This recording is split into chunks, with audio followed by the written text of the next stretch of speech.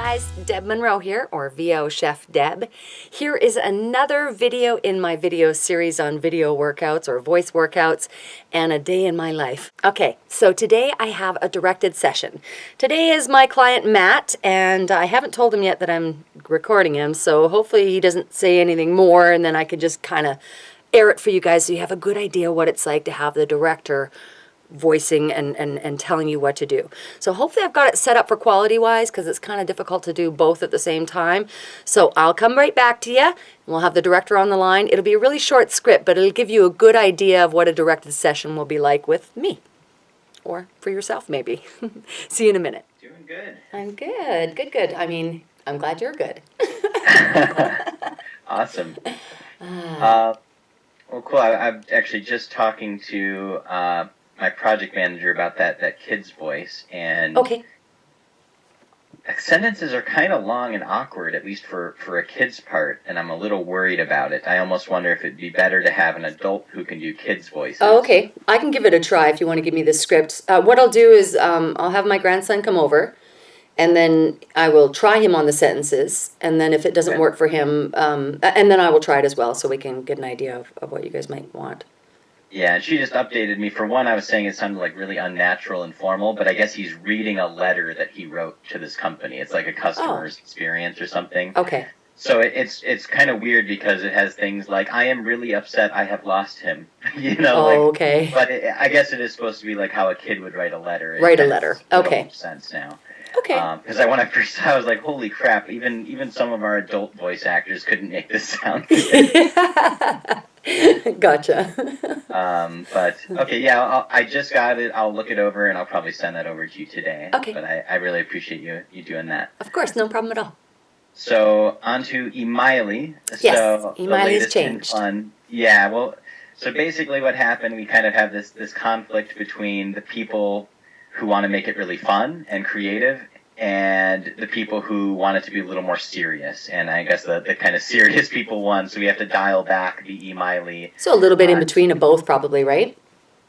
Yeah, what they don't want, they didn't like how cute she was. They don't want her to be cute and cartoony. In Well, fact, they can't have her bubblegum blonde or, dumb right. bubblegum, yeah. So more of what they want to go for now, I've got a few funny comments. One was kind of like a nerdy librarian, and another one was that she should sound like Siri.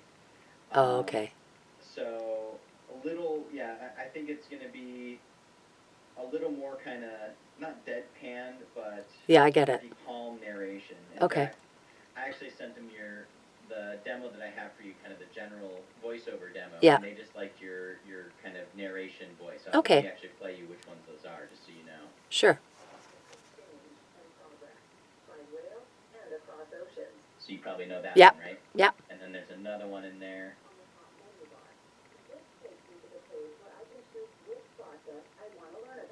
Okay. So really, to me, I think It's that's me. kind of your default narrator. Yeah, it is.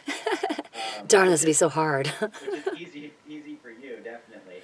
I mean, I still want the character to sound interesting. Of course. The biggest thing is not cute and Yep. And not high pitched. So you Okay. probably don't have to go up and register at all. Sure. Maybe just kind of your standard voice would be great. No problem. Sounds good. Well, let's give it a try on the first paragraph and see where we go. Okay. Well, there are several reasons. Written communication is a big part of how you communicate at work. It can help others understand your message and even have empathy, and it helps build relationships. Effective communication also shows that you're competent and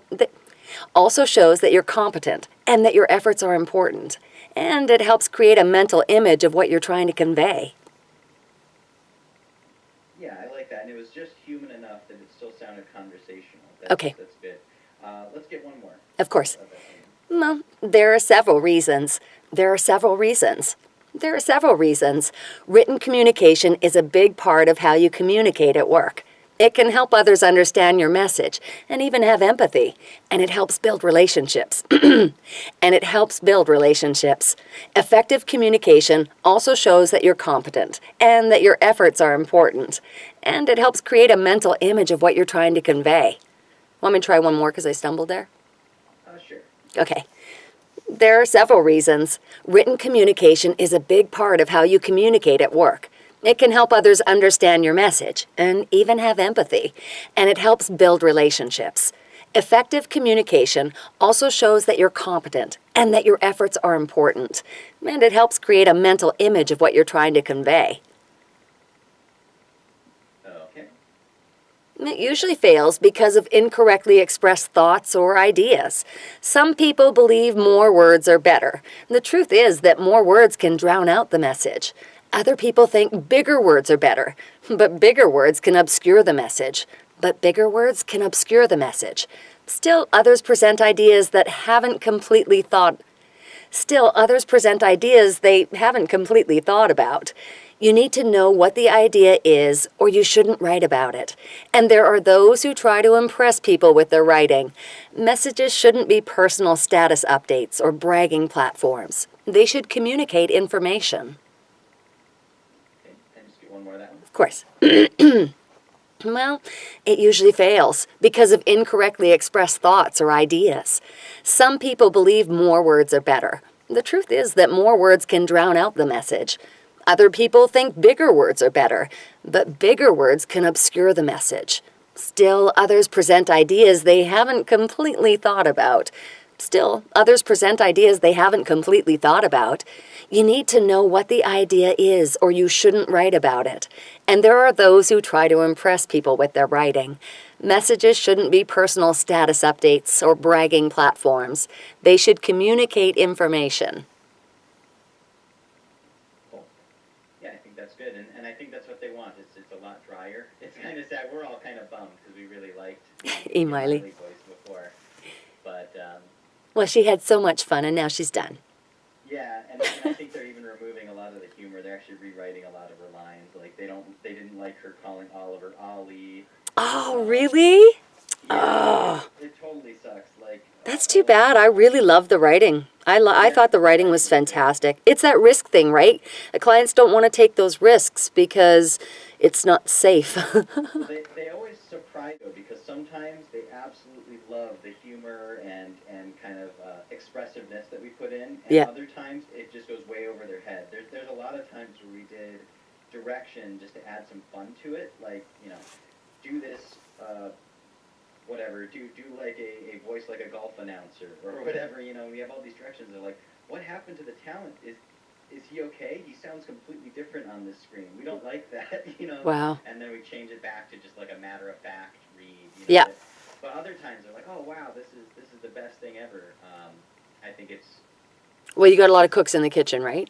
Oh yeah, definitely. Yeah. Yeah, lots of different people reviewing, and some of them want it to be really fun and engaging, and some of it feel like maybe they're treating their learners too much. They're not respecting it enough, yeah. Yeah. Yeah, poor you.